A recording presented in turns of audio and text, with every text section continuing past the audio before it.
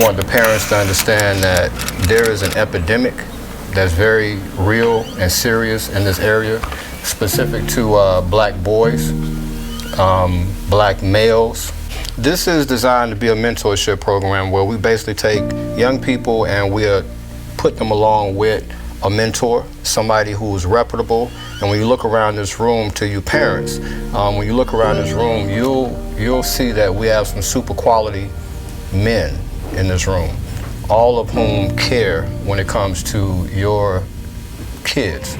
Really mentor a younger version of ourselves. We can provide that advice, insight, tips, suggestions, things that along the way we would have needed to hear at that time to avoid some of the mistakes. And even in cases where there will be mistakes, making sure that it's a learning opportunity and not catastrophic. And so I'm really looking forward to this opportunity. Born and raised in Chicago. I've been here in Waukegan now for 20 years. When I went away to the University of Minnesota, came out, actually got my first job as a teacher at Jack Benny Middle School. Worked in Benny for 9 years as a teacher and as a dean. And I've been assistant principal at Abbott Middle School, principal at Clearview Elementary School, and now principal at the high school. So I'm really looking forward to this opportunity to just pour into some young people and continue doing that work through this Antmound mentorship program. Nevertheless, I am Kevin Wayne Brown. I am an administrator, department chair in Washington High School. I'm also a sociology professor in Oakton College, at Oakton College in Des Plaines, and I also teach intro to education. I've been in education since 1993 as a teacher. Southern University, I went to school to teach college. I never wanted to teach public school. I went to school to teach college, so I ended up teaching at Southern University. Nevertheless, there was a big recruitment for African Americans to come north because of this same thing. I intentionally brought that up to show you that the struggle hasn't changed, that mentors are still needed, that African American teachers are still needed in the classroom, in the schools, right? 1993, 2023, and we are here having this same conversation. And the reason why is because it can't be just in the back of the church. It can't just be thoughts and prayers, though may be great. There must be policies, there must be laws, there must be mandates that specifically name African American males, that explicitly say that this is for housing, this is for economic development, this is for professional work with parents, whatever, in the community, these things that we have to continue. We are here to help close those gaps, and mentorship such as this program can close those gaps. We don't have to make those same mistakes, or young males don't have to make the same mistakes that I made along the way. One of the culture and climate specialists at Waukegan High School, Washington campus with Mr. Hill, traditionally looked at as a dean role. Like Mr. Hill, grew up in Chicago, lived there my whole life, came out to Trinity International University, and that's where I began to start working with young men. I worked in residential facilities for young men who came straight out of prison. I worked as a juvenile correctional officer, been coaching all through college, after college, football and wrestling, visiting college campuses, going to other states, seeing other professions that they could see themselves being successful in. So, Brother McIntyre, definitely appreciate you for having us in this. Definitely excited for this opportunity. And so what I want to do, as we've discussed, is make sure that we are there to be a sounding board for our young brothers, to make sure that we are there to walk beside them and with them and help them achieve their goals, not the goals that we have for them, but the goals that they have for themselves. I want to make sure that we bring hope back to what in some situations has been hopeless, right? And so that's why I'm giving my time, my talent, and my treasure to make sure that I'm here for our boys, to make sure that they feel supported, to make sure that they feel loved, to make sure that they feel appreciated, and to make sure that they realize that there's nothing that stands in the way of them achieving their dreams, and that they have a community of brothers that are here in order to get them across that finish line. And so I know when I look around this room, there are men that help mentor and mold me, and so now I'm at that place in my life where I want to make sure that I'm giving back. When I was younger, I had some things I wanted to talk about. I didn't know who I wanted to talk about it with. I didn't know how to really express it. we need to talk about those things to kind of break the generational damage that's been done. It can be with parents, it can be with the kids as well. They could, we just don't know how to talk, and it's okay to have that conversation. Two things for me in terms of bringing value to this program. Number one is exposure. I think too far often our young men are soaked up in what they see, and all that they see is what they believe. And so if we can expand their horizon, providing them pathways beyond high school, normalizing community college, normalizing trades, normalizing these opportunities that are beyond, the typical route. There's so many opportunities for our young men to be exposed to. So that's one thing that I hope to provide with our mentees, and to really get into what they want to do, what they're passionate about. And number two is storytelling. I think in order for us to get to an opportunity, we got to understand who we are. And so to be able to create space for our young men to have those conversations and know who they are, what they want to be, and unlock some of those experiences, some of the pain that they've had, and make that part of their superpower. My two things to think about, and I hope that I'm able to add value into the space, is just, number one, the importance of being authentic. So wherever I go, I do kind of like this new space because I'm not necessarily the youngest person in the room by 10, 15 years. I might be young, but people are okay with that. I can wear whatever I want to wear. I feel like that doctrine helps me be accepted in a way. I can say whatever I feel like is necessary to people directly, whether they look like us or whether they look different than us and they have different roles. I like talking about my story not because it's important to me, but it's important to our people. I know that I stand on the shoulders of people who made sacrifices for me, those that are living and not. I didn't take lightly being a principal at 24, having a doctorate, and winning countless awards over the course of my life. I don't really care about them, but I care about the fact that we as a people have to recognize, particularly in our community, particularly black men, that we are embodiments of excellence. Whatever we choose to do, we can do that, but do it to the best ability that you know how. I realized after school that I wanted to do something in the entrepreneurial world because brother said it a little while when we first met, that when our parents or Big Mama dies, we fight over, toasters and microwaves. We don't fight over real estate. We don't fight over property. We don't fight over businesses. We're fighting over material things, toasters and microwaves. So I realized that I wanted to do something different and change the generational wealth, generational gap. Because I know right now my parents, they did well, but they don't have anything to leave. Other cultures do. So I know for me, that's what I want to bring to this movement here. As I mentioned, I'm learning to day trade, and as I'm looking at the people in the markets, they don't look like us. They don't look like us at all. So as I'm learning, I figure I want to pass this on and teach someone else so that the next generation can have generational wealth. I had all the resources to become successful, go to college, but I chose the other side, which set me back a little bit. But actually, you guys might have walked past that gym. I'm a co-business owner, and I also work for Eddie Washington. I'm a house specialist. And if we raise broken boys, they become broken men. So we gotta fix that. I deal with broken men every single weekend. You guys don't want to be 50 trying to figure out your life, right? So I think it's very important that we try to fix the root of the problem versus to become the problem, and we can't fix it. There's more work we need to do. There's way more damage we got to clean up. So this holds dearly to me because I'm one of those guys that made all the wrong decisions, but I can talk about it. There's a lot of guys that made the decisions I made and they can't talk about it, or they're in a 6x6 for the rest of their life. So I want to avoid that. I love it. It's nice to see black men who come from a myriad of different places. We are not a monolith. We do not all have to be 6'7", which are totally big, right? We're not gonna all be that, and that's okay. And so when you hear these experiences and people are talking about themselves, it's like, wait a minute, maybe there's room in this world for me to be me. It's so important to connect with these young men at an early age so that you can encourage them to become men. I also work in recovery, and you see these men who didn't have those mentors. There's a gap. There's a learning skill gap. There's a conversation gap. There's a how do I live life gap. You only get those by having a father or a mentor. And so for many of us, what we're asking to do is say, hey, let me replace the gap. Let me fill the gap in. Let me become what that kid, what that young man, what that boy doesn't have. And we want to do that. We're asking, we're saying to the parents, hey, let us help you raise your son. Let us help you rebuild the community.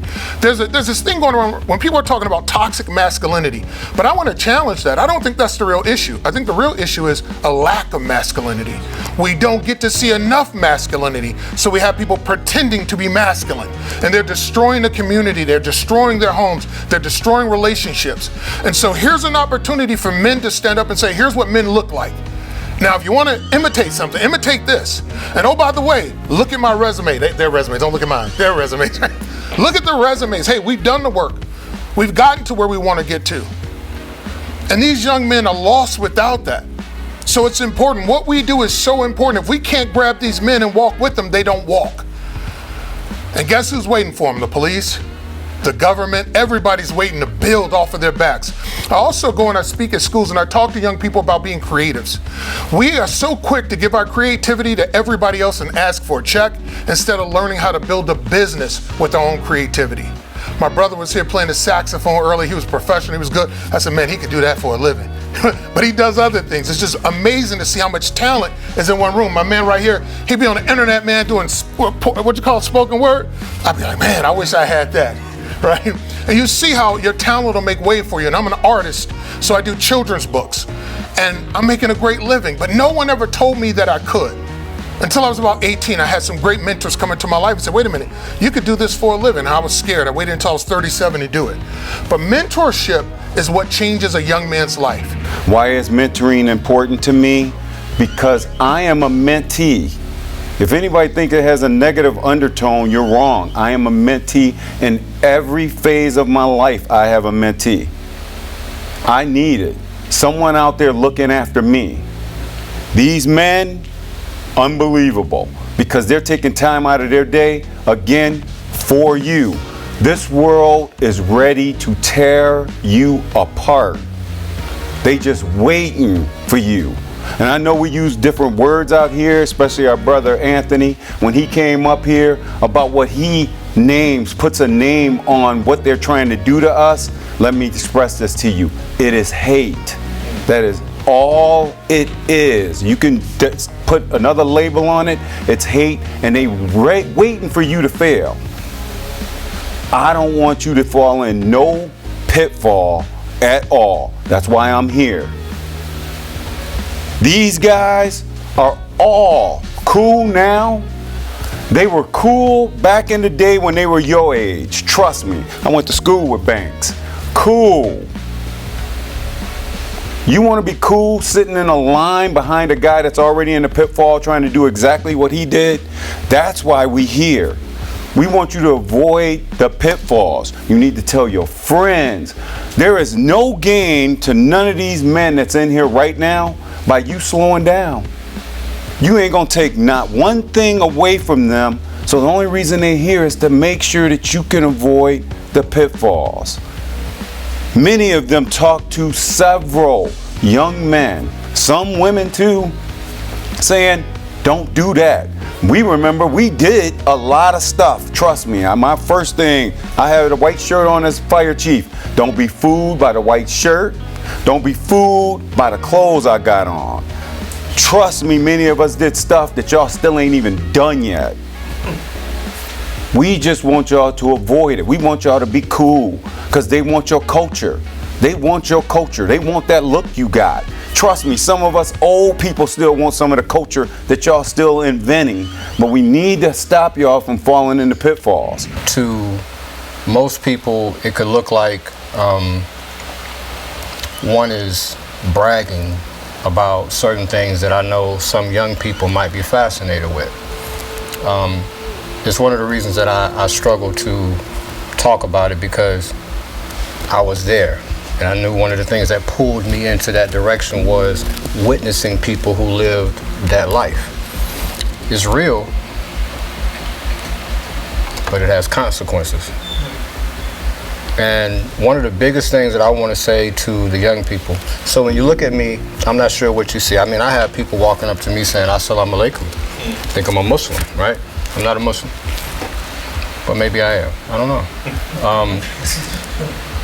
I have people who walk up to me and they think I'm this super crisp Christian man. Whatever I am today, I wasn't always that. And for me, I'm a person, I'm not from here either. I'm from a small town in Georgia, Midway, Georgia. Population about 300, right? Got into the streets real heavy. Joined a gang. You see how uncomfortable I am talking about it? Joined a gang. I'm not proud of that, but I was good at it. Anything I did, I was good at. Sold drugs, I was good at it. Violence that came along with that, I was good at it. Left there, midway, went into the Navy, served my country in the first Gulf War. Guess what? I was good at that too. Came back, went back into the streets because I had gotten better. I thought I was slick, right? As a younger person, you think you know it all. You think nobody can tell you nothing.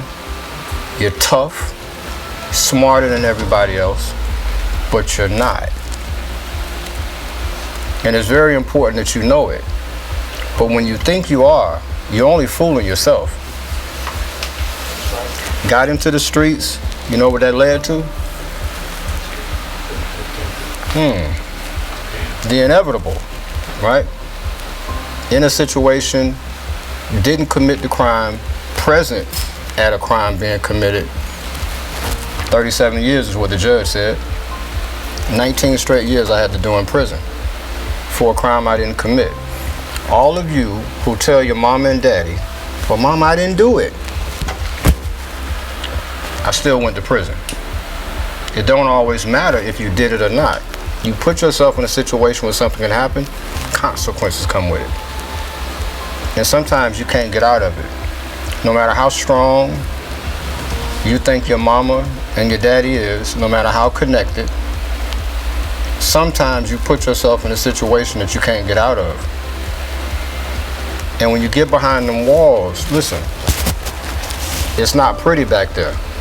I'm not saying it's like the movies, but it's dangerous, y'all. You don't want to be in there. Whatever little girlfriend you had when you was out, she's gone. Forget about that. All of the buddies that you thought was your friends, they're not sending you no money. You have to bank on that very person that you was being disrespectful to, which was your parent. And you're gonna want them to forget all about your disrespect. Mom, I'm sorry, but you got 12 calendars left to do. I'm sure you are sorry. It's very important that you guys take seriously what's going on here. These are opportunities. This is an opportunity to network with the right people that's gonna help steer you in a different direction. Y'all at a fork in the road, many of you. And it's about which direction you're gonna go. So I went to Siemens, and if anyone's aware of Siemens, it's a $30+ billion company every year. I am the HR director there, been there for 24 years now.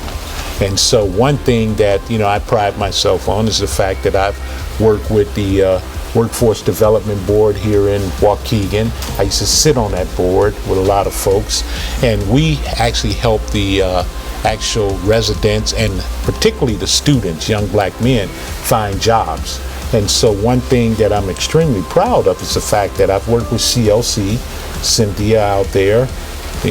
We've had a tutoring and mentorship program for a couple of years.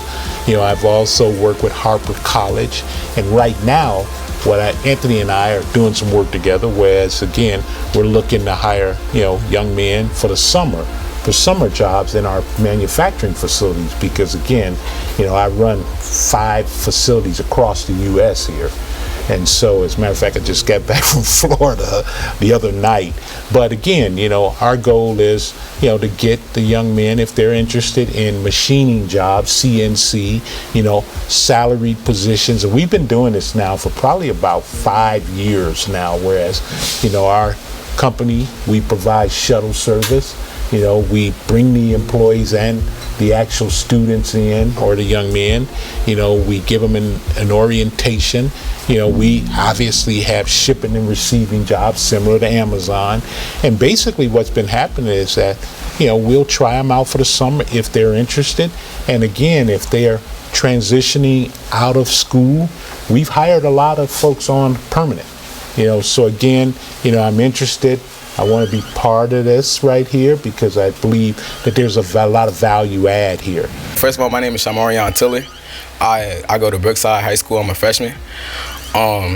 If I don't make it to the NFL, I want to get into when I go to college, I want to get into graphic designing because I've always been fascinated with games and I wanted to create my own. And I would like to make money off of it too.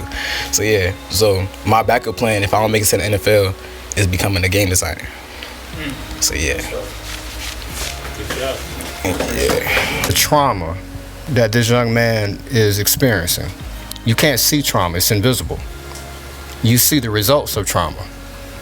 And I think that it's very important because it ripples. We would think it's only about that young man who was beat up by the teacher. But in actuality, that young man is a part of a family. So the trauma carries over into the household to include him. Now, how does it show? Well, I don't know.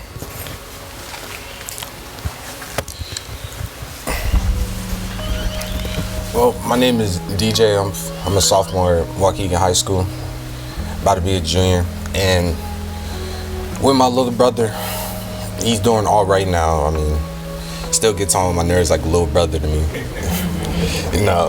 But what really hurt the whole family was just him. His emotions has changed, just him personally and physically. And I don't want to come home like seeing him upset and like him having his like self in the corner. I want to see him like, I walk in the house late from practice saying, "What's up, big bro?" I want to tell him I love you, bro. And I'm really scared right now because my teacher hit me in the face, broke my finger, bruised my face. And instead of the teacher breaking it up, the teacher escalated it and ended up punching and assaulting him. Look at his face and tell me how you would act. How should I feel? And it hurt me, my family, and then it tore a piece from me. It really did. Just to see him really hurt that bad. He doesn't know how to take it. He's scared. He's doing much better now. He's coming out that corner, speaking up, and looking for the help that he needs. And now,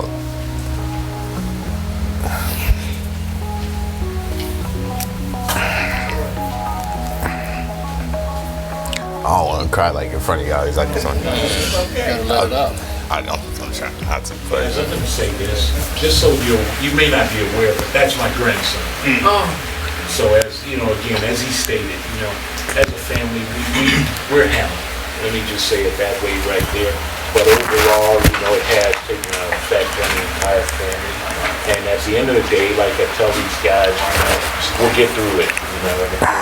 This is a great opportunity right here to start and get his mind and his brother's mind off, the situation.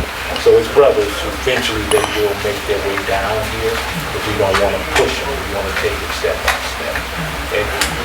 And my reason for having DJ come up here, because he didn't expect this. I don't know if I expected all of this, but my point was, even in the midst of everything that's going on with his brother, he's feeling the pain that he's feeling, but he has the courage to continue to push forward. That in itself is a message. It's a message everybody needs to be able to receive.